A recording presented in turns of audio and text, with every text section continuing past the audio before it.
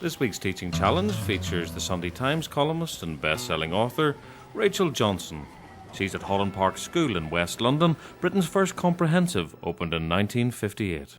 I've brought not all my shopping from the Portobello market, but every single word, well, give or take a few boring magazine articles I've ever published in hard copy form to show the kids. Am I allowed to say kids, or is that patronising these days? The kids Rachel will be hoping not to patronise are Year 8 English, normally under the tutelage of the school's head of English, Rachel Hare. Remember exactly what's happening this lesson. You're going to have a guest speaker coming through. It's really the most frightening thing I've ever done, and I've done a lot of quite scary things, like going on question time with cabinet ministers. And I didn't sleep last night. I lay awake thinking, help. And in the morning I asked my teenagers what I should, and they just looked at me and they said, Mum, just don't try and be funny. Don't try and get down with the kids, okay? And none of them read newspapers, okay? Only the Neeks read newspapers, so forget it. Anyway, it was awful. So this is easily the biggest challenge. Really, I'm not just saying that. This is the biggest challenge I've ever had. The subject of Rachel Johnson's class will be journalism, and before the I's are dotted and the T's crossed, she has a briefing session with Rachel Hare. That's a year early, so what they're studying this year is a media qualification in a year, which we would ordinarily put GCSE students through. It's a BTEC vocational media qualification. So this is a bright lot, and they've done the SATs that the Labour's just scrapped. They have done them already. So that's the news story I want them to look at, so that they may have some. They'll certainly have opinions, lots and lots of opinions. Good, okay, perfect. Yeah. But also they're very able, they're very articulate. That's something you should probably know before you go in. And they're fascinated by the media, use of media. It's what they're studying at the moment. Okay, well they can probably teach me more about new media than I can teach them. As you see, I'm an old dinosaur. Are you going to be watching the class and sort of assessing it? I am. Well, not assessing, but I'll be next door monitoring the class. And we'll just be checking to make sure that they're engaged, stimulated by the materials, and to watch the techniques that you're using. Techniques? The teaching techniques that you're using. Any last tips before I go in? I think just to be as relaxed as possible and to show them how interested you are in the material that you're teaching, so that they see that enthusiasm for the subject. And the class will be arriving shortly, so I'll leave you to it. But will our novice teacher have to eat her well-chosen words as the time arrives to turn theory into teaching practice? Next door, Rachel Hare takes up position to monitor the lesson. I'm Rachel Johnson, and I'm a journalist. Can you hear me? Yeah. I also write novels, but I'm here to talk to you about journalism and a bit about the media today.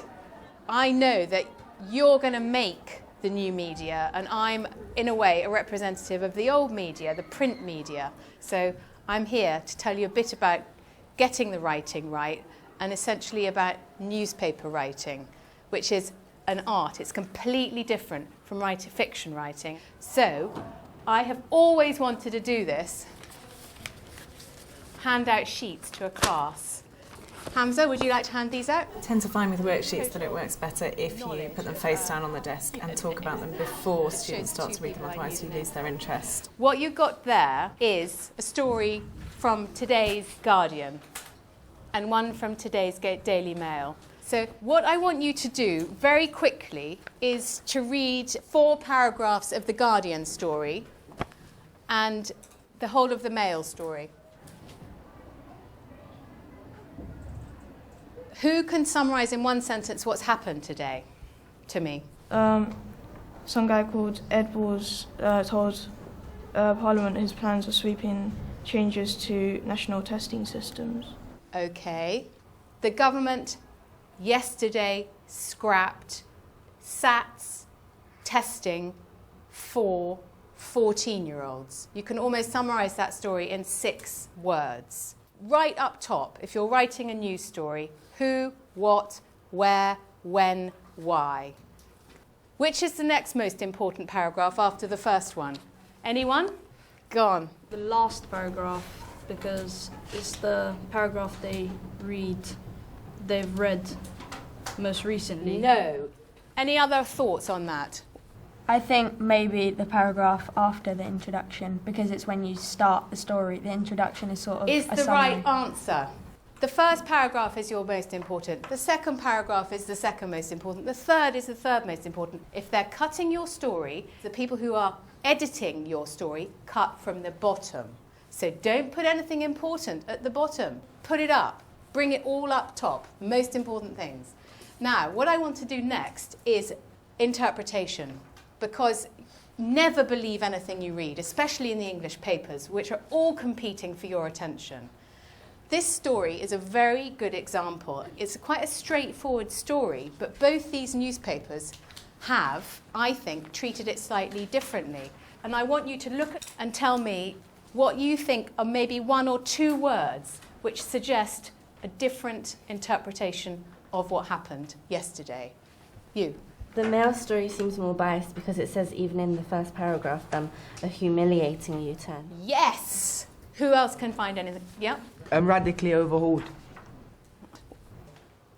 I'm not letting you have that. Can somebody else come up with something? The material that she's chosen is perfect. She might think about the pace a little. There's one I think that's crying out. Yes, you. Fiasco. Yes is the one I was looking for. Because it says to you, you know, the whole thing with SATs was a fiasco. It's basically saying the government's incompetent. Instead of telling you what happened, it's telling you the government's incompetent. It's quite difficult when you're starting out reading newspapers. You don't know you're actually being indoctrinated at the same time. But I think this shows very clearly that the British press is highly politicised. And if you don't have an accurate... Before moving on to her next exercise, Rachel has a timely warning for young journalists. Sued for a lot of money. So accuracy, always check what you've written. Never put a quote into someone else's mouth. You are putting your own head on the block. What we're going to do, have a read of that as quickly as you can. I think this is quite a difficult exercise. Who thinks this is a cracking news story? Who thinks it's a rubbish news story? Right, now you've got to work now and tell me, why is this a rubbish story? And every time somebody makes a brilliant suggestion, I'm going to give them one of these excellent Guardian guides to journalism. Brilliant. Incentives or bribes, always very popular with our students. You. I don't think it's that good because when I was reading it, I didn't find it very clear, and I'm not sure if the bottom paragraph is the story. So if it is, maybe they can make it clearer by putting. Congratulations. You. Because at first I thought it was an adult or something, and it didn't really tell you how they crashed. Right. So what is who, what, why, where, when? They haven't observed that rule that we talked about earlier. Motor parts. We don't want motor parts in that story. Go on. Lucky day. Well done. Daniel. Unfortunately. Well, it's an adverb, yeah? Unfortunately. Okay. Now, there's so much wrong with this that it's hard to know where to start. But who's got the balls to try and come up with the intro to this story? I certainly would be wary of the use of language. That's something that we wouldn't encourage. We can all work towards it, but can anyone have a go? You. 2 children have just left hospital after being hit by an HGV truck which veered off the road after a near collision with a police car. I would say that was 80%. Anyone else? Yep. 2 children suffered from an intense car chase sequence along Wesley. Someone's a Sun journalist in the making. Go on. Along Wesley Street with an HGV and a police car. Okay, what do you think should come out of that? Intense car chase. Well, you see, it's inaccurate, isn't it? It wasn't terrible because they weren't hurt. You've got to be accurate. Otherwise, write fiction. You have to appeal to these people. No. No. It's always tempting to exaggerate because you want to get the attention. You want your story to be read, but it's a bad way to go. I think this is a really hard exercise. It's a Guardian exercise that they set university students. So you're really up there. I'm incredibly impressed. As the end of the class approaches, Rachel gets out her gargantuan scrapbooks to show the class her work. Foreign Office, but I failed. And then I wanted to become a trainee on the Times. and I didn't. I failed. I regret that you have not been selected, but I think it's so brilliant for students to see somebody's work and rejection letters. That's a really important element of the media that they need to understand. Guys, everyone back to your seats, and I'm going to leave the journalism guides here, okay, so you can just pick them up if you want them, because I think you've got another class. I'd love you all to try and do some journalism, even if you don't do it as a profession, because it's a muscle, and you need to start using it now. Thanks a lot, and I've thoroughly enjoyed it, and get going. Start your writing. The class seemed to like it, but what's the verdict of the professional? Rachel goes next door to hear the comments of the school's head of English, Rachel Hare. Well done. How did you find it? I don't know how you can do that for however many hours a day you do it for. Well, four times a day for an hour and 15 minutes. 4 hours. Aren't you a husk at the end of the day? It's quite a physical thing, isn't it? Because you have to monitor the class the whole time. And it's also very difficult to know which pupil to pick when they've got a lot, which is nice when a lot of them are putting up their hands and you feel this awful sort of pressure. You want to go for someone you haven't gone for before. That's true, and there were 3 or 4 students who were dominating, and that's a natural thing in every class. Yeah, certainly. So you could have very easily taught the same lesson, but as a series of written exercises or group exercises where it was a competition between groups, because they are particularly able and they are competitive. They are. And you might have found that you could then step back and monitor what's going on in the room rather than constantly engaging in one-to-one dialogues where you couldn't I think that maybe I'm used to giving talks and things, and so I always sort of feel I've got to be there, the giving value.